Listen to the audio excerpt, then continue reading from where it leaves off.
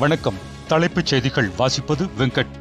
தேர்தல் ஆணையம் மூலமாக குறுக்கு வழியில் திமுகவை வீழ்த்த முயற்சி. காலத்தின் நேரம் சிவப்பு கருப்பு எனும் திமுக 75 நூலை வெளியிட்டு முதல்வர் மு க ஸ்டாலின் சிறப்புரை.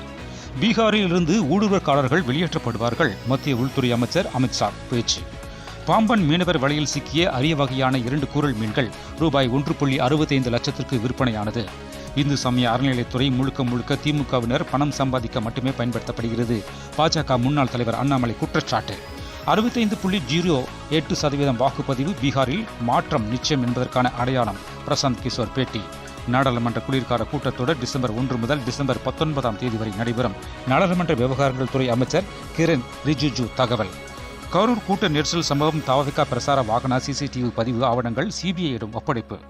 நாடு முழுவதும் பொது இடங்களில் திரியும் திருநாய்களை முறையாக கருத்தடை செய்து காப்பகங்களை அடைக்க உச்சநீதிமன்றம் உத்தரவு. தொழில்நுட்ப கோளாறு. டெல்லி விமான நிலையத்தில் 800க்கும் மேற்பட்ட விமான சேவைகள் பாதிப்பு. வேலை வாங்கி தருவதாக கூறி பண மோசடி செய்ததாக வழக்கு.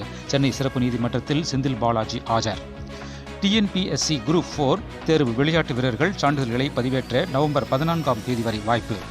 திமுகவை எந்த கோம்பனாலும் தொட்டு கூட பார்க்க முடியாது. முதல்வர் மு க ஸ்டாலின் ஆவேச பேச்சு.